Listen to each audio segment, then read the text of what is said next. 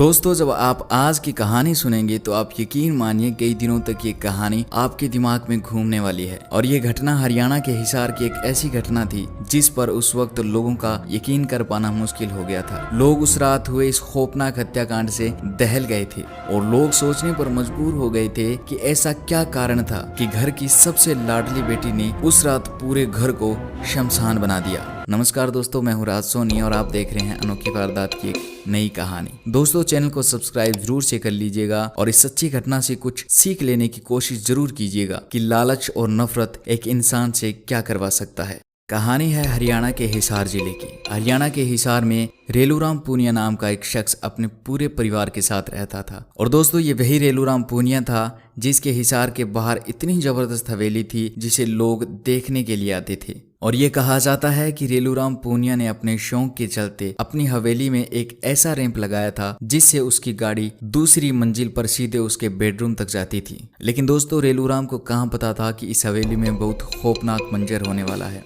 शुरू से रेलूराम पूनिया इतना धनवान नहीं था। वो एक ट्रक क्लीनर का काम करता था, लेकिन धीरे धीरे उसने तेल के धंधे में हाथ आजमाया और वो देखते ही देखते करोड़पति बन गया। उसने अपनी मेहनत से 125 एकड़ जमीन खरीद ली और इसके साथ दिल्ली और फरीदाबाद में उसकी कई फैक्ट्रियां चलती थी। और इतना धनवान होने के साथ रेलूराम लोगों की मदद भी खूब किया करता था, जिस कारण एक चुनाव में रेलूराम पूनिया को लोगों ने विधायक के रूप में भी चुना। अब रेलूराम पूनिया के पास धन दौलत के साथ साथ बहुत ज्यादा इज्जत भी थी। लोग ये सोच भी नहीं सकते थे कि इतने बड़े परिवार के साथ इतना भयानक मंजर हो सकता है। ये सोचकर ही रोंगटे खड़े हो जाते हैं। दरअसल 23 अगस्त 2001 को इस हवेली में पार्टी चल रही थी और ये पार्टी थी रेलूराम पूनिया की छोटी बेटी प्रियंका के जन्मदिन की। लेकिन दोस्तों, इस पार्टी की सबसे अजीब बात ये थी कि इस पार्टी में सिर्फ घर के ही 10 सदस्य मौजूद थे, जिसमें रेलूराम पूनिया व उनकी दूसरी पत्नी कृष्णा देवी और उनके 3 बच्चे सुनील, प्रियंका और सोनिया। सुनील रेलूराम पूनिया की पहली पत्नी से हुआ था, जिसकी बाद में शादी कर दी जाती है। और सुनील अपनी पत्नी शकुंतला और 3 बच्चों 4 साल का लोकेश, 2.5 साल की शिवानी और 45 दिन की छोटी बच्ची प्रीति के साथ इसी घर में रहता था। और वहीं दूसरी ओर प्रियंका और सोनिया में से सोनिया बड़ी थी और ये आपस में सगे भाई बहन नहीं थे। और दोस्तों, ये सोनिया अपने पिता की सबसे लाडली बेटी थी और रेलूराम पूनिया सोनिया की हर ख्वाहिश पूरी करता था। सोनिया ताइक्वांडो की प्रैक्टिस किया करती थी और शरीर में भी काफी स्ट्रोंग थी, तो पिता ने उसे अच्छी प्रैक्टिस करवाई और बहुत सारे स्पोर्ट्स इवेंट में भी भेजा। और दोस्तों, इसी दौरान जब सोनिया प्रैक्टिस कर रही थी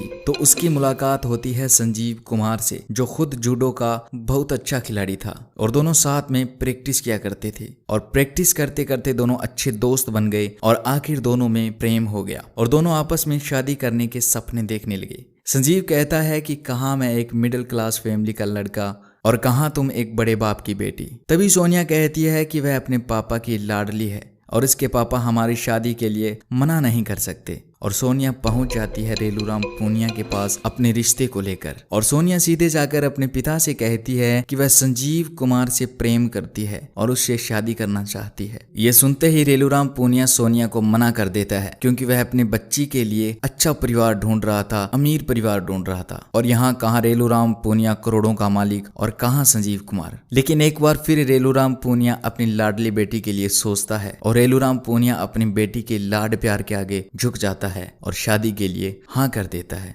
और रेलूराम पूनिया बड़ी ही धूमधाम से अपनी बेटी सोनिया की शादी संजीव कुमार से करवा देता है। और इन दोनों की शादी रेलूराम पूनिया ने बड़ी ही धूमधाम से की थी। और अब संजीव कुमार और सोनिया बाहर रहने लगे। लेकिन कुछ समय के बाद संजीव कुमार का काम ठप पड़ जाता है, तो रेलूराम पूनिया ने संजीव कुमार की आर्थिक मदद भी की थी और अक्सर रुपयों पैसों के मामलों में संजीव की मदद भी किया करता था। लेकिन दोस्तों, 23 अगस्त 2001 की रात को कुछ ऐसा हो जाता है जिससे वहां के लोग ही नहीं, पूरा हरियाणा सहम गया था। दरअसल 24 अगस्त 2001 को सोनिया की छोटी बहन प्रियंका का जन्मदिन था। तो रेलूराम पूनिया ने सोनिया से कहा कि तुम्हारी बहन का जन्मदिन है और हमें यह जन्मदिन बड़ी ही धूमधाम से मनाना है और सारी व्यवस्था तुम्हें ही करनी है। तो सोनिया अपने पापा से कहती है कि हम जन्मदिन 24 अगस्त को नहीं बल्कि 23 अगस्त को मनाएंगे। और सोनिया सबसे अजीब बात यह कहती है कि आप 23 अगस्त को किसी को भी इनवाइट मत कर देना, हम घर के सभी सदस्य मिलकर ही एंजॉय करेंगे और बाहर के लोगों के लिए 24 अगस्त को पार्टी रखेंगे। क्योंकि उसके पिता सोनिया की हर बात मानते थे, तो उसके पिता ने सोनिया की ये बात भी मान ली। 23 अगस्त को सोनिया घर के दामाद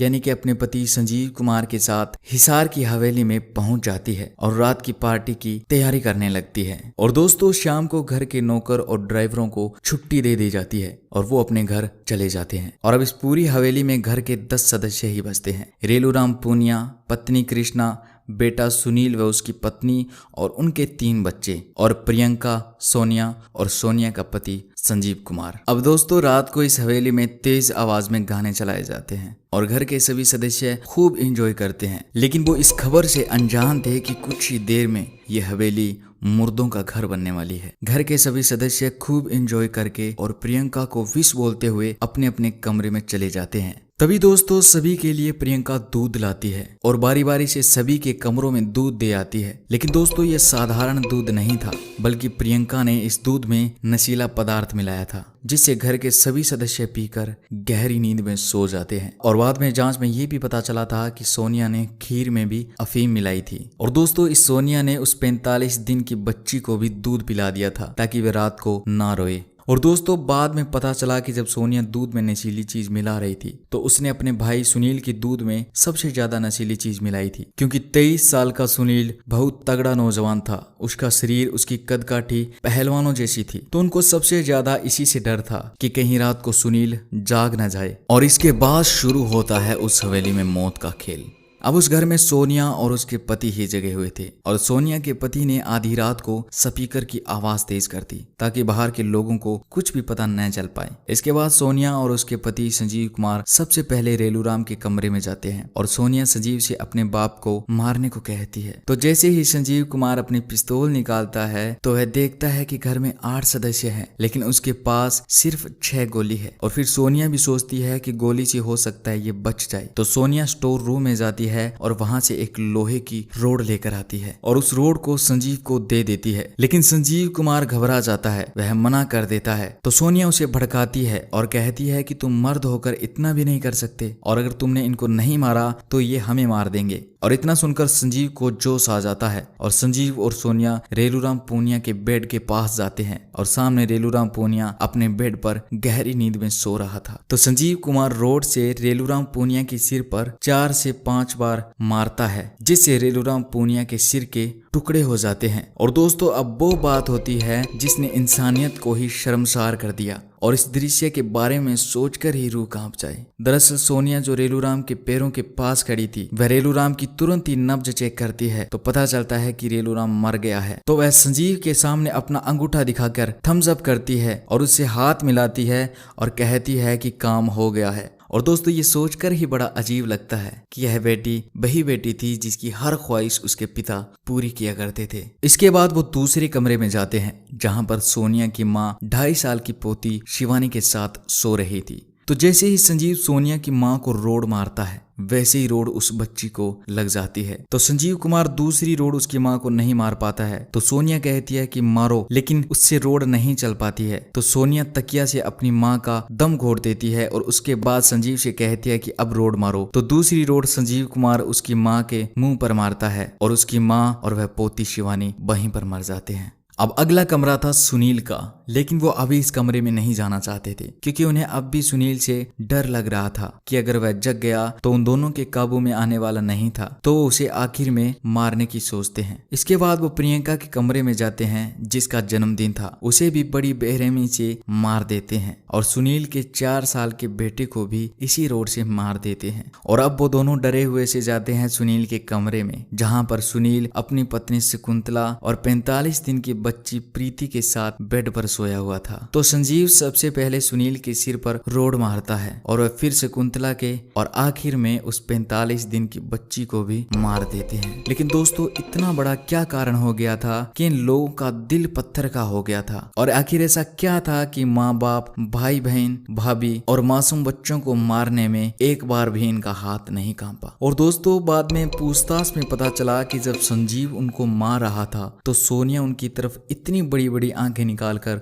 जोर जोर से सांसें ले रही थी कि एक बार तो संजीव सोनिया की तरफ देखकर डर गया था। और आज तक संजीव ने सोनिया में इतनी नफरत कभी नहीं देखी थी। और इसके बाद अब उस हवेली में जिंदा 2 ही लोग बचे थे, और इसके बाद वो म्यूजिक को बंद करते हैं जो अभी तक चल रहा था, और उन्होंने पहले ही म्यूजिक को तेज आवाज में चला दिया था ताकि अगर कोई चीखे तो उसकी आवाज बाहर न जा पाए। और इसके बाद इतने कत्लेआम करने के बाद उनकी नफरत का खुमार उतरता है, तो उनको एहसास होता है कि अब पुलिस से वो कैसे बचेंगे, ये उन्होंने क्या कर दिया। तभी सोनिया संजीव से कहती है कि धीरे से उसके सिर पर भी रोड मार दो, और घबराया हुआ सा संजीव सोनिया के सिर पर रोड मार देता है, लेकिन चोट थोड़ी ज्यादा लग जाती है और सोनिया वहीं पर गिर जाती है और बेहोश हो जाती है। संजीव कुमार वहां से भाग जाता है और अगली सुबह घर में सबसे पहला विटनेस काम करने वाला आता है, और वह घर के बेड पर और दीवारों पर जब खून देखता है तो वह घबरा जाता है और जोर जोर से चीखने लगता है। और इसके बाद वह आस पड़ोस को इसके बारे में बताता है तो लोग तुरंत भाग भाग कर आते हैं। और जब लोगों ने उस सुबह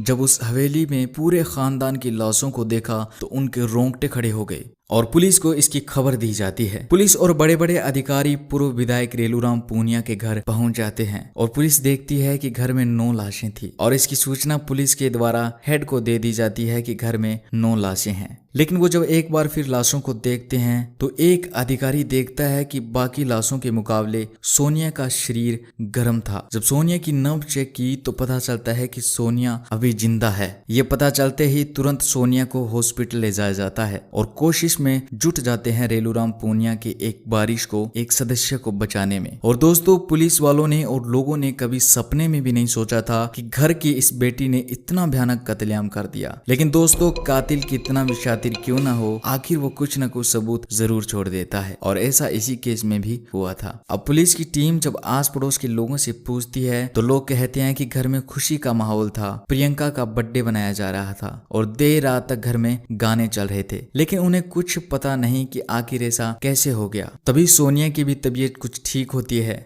तो पुलिस सोनिया से पूछती है तो सोनिया बताती है घर में कुछ लोग आए और उसके सिर पर मार के चले गए, लेकिन उसे इतना पता नहीं कि कितने लोग आए थे। अब पुलिस भी सोचती है कि पहले से सोनिया की तबीयत खराब है और ऊपर से घर वालों की मौत का सदमा, तो पुलिस सोनिया से ज्यादा कुछ नहीं पूछती है। लेकिन दोस्तों, 25 अगस्त 2001 को फोरेंसिक लैब की एक टीम पहुंचती है उस हवेली में, और उस हवेली की बड़ी ही बारीकी से जांच की जाती है, क्योंकि इस हत्याकांड ने उस वक्त पूरे हरियाणा को ही नहीं बल्कि पूरे भारत को दहला दिया था। तो पुलिस बड़ी बारीकी से जांच करती है ताकि कोई सबूत रह ना जाए। तभी दोस्तों, जब पुलिस उस हवेली में जांच कर रही थी तो एक अधिकारी को घर में एक पेज मिलता है, और इसी पेज के पास एक डायरी रखी हुई थी जिस पर किसी का नाम नहीं लिखा हुआ था। पुलिस जब उस पेज को पढ़ती है तो उनके पैरों के नीचे से जमीन खिसक जाती है। दरअसल पुलिस को पता चल गया कि ये डायरी घर की बेटी सोनिया की है, और इसके बाद पुलिस के शक के दायरे में सोनिया आ जाती है। लेकिन अब भी पुलिस को ये लग रहा था कि घर की बेटी सोनिया आखिर ऐसा क्यों कर सकती है, और अब हॉस्पिटल में सोनिया की तबीयत में भी सुधार आ गया था। तो कुछ अधिकारी हॉस्पिटल पहुंच जाते हैं सोनिया के पास, और सोनिया अब भी रोने का नाटक कर रही थी। और इसके बाद दोस्तों, एक अधिकारी सोनिया को वो डायरी दिखाता है और उससे पूछता है कि क्या ये डायरी तुम्हारी है? तो सोनिया कहती है कि हाँ, ये उसकी है। और इसके बाद अधिकारी वो पेज निकालकर सोनिया के सामने करके बोलता है कि फिर तो ये पेज भी तुम्हारा होगा। और ये पेज देखते ही सोनिया का शरीर सुन्न पड़ जाता है, वह कांपने लगती है, उससे कुछ बोला नहीं जा रहा था। दरअसल उस पेज पर लिखा था कि मैं अपने घर वालों से बहुत परेशान हूँ, मैं किसी को भी जिंदा नहीं छोड़ने वाली, सभी को मारने वाली हूँ। अगर तुम मेरा साथ दोगे तो ठीक है, नहीं तो ये काम मैं अकेले कर लूंगी। यह पेज उसने संजीव को लिखा था और उसे फाड़कर वहीं पर फेंक दिया था, लेकिन वो पेज पुलिस के हाथ लग जाता है। और अब दोस्तों, संजीव को भी दिल्ली से पकड़ लिया जाता है, लेकिन यहाँ सोनिया अब भी कुछ नहीं बता रही थी। अब दोनों को हिरासत में ले लिया जाता है, और जब संजीव से सोनिया को मिलाया गया तो सोनिया फूट पड़ती है। वह सारी सच्चाई बता देती है कि आखिर उसने घर वालों को क्यों मारा। दरअसल दोस्तों, सोनिया के पति के पास काम नहीं था। हालांकि रेलूराम पूनिया उनकी खूब मदद किया करते थे, लेकिन सोनिया अपने पति को बड़ा धंधा करवाना चाहती थी, जिसके लिए ज्यादा पैसों की जरूरत थी। तो सोनिया अपने पिता के पास जाती है और उनसे जमीन का हिस्सा मांगती है, तो पिता रेलूराम पूनिया हिस्सा देने को तैयार हो जाते हैं। तभी दोस्तों, सुनील को इस बारे में पता चलता है, तो वह अपने पिता से कहता है कि आप अपनी मेहनत से बनाई जमीन की हिस्सेदारी मत करना, आप जमीन के बदले सोनिया और उसके पति को पैसे दे देना। और दोस्तों एक दिन सुनील सोनिया के पास भी जाता है, लेकिन सोनिया सुनील की बातों से इतना ज्यादा गुस्सा हो जाती है कि वह अपने पति का रिवॉल्वर उस पर तान लेती है। लेकिन उस दिन तो जैसे तैसे मामले को निपटा लिया जाता है, लेकिन षड्यंत्र करके सोनिया घर वालों से अच्छे से रहने लगी और एक दिन मौका पाकर सभी को मौत के घाट उतार दिया। और दोस्तों इसके बाद इन दोनों को पकड़ लिया जाता है और जेल में डाल दिया जाता है। और दोस्तों ये कहा जाता है कि सोनिया को कई दिनों तक जेल में भी कोई अफसोस नहीं था। इतना बड़ा मामला होने के कारण 3 साल में ही 31 मई 2004 को सोनिया और संजीव को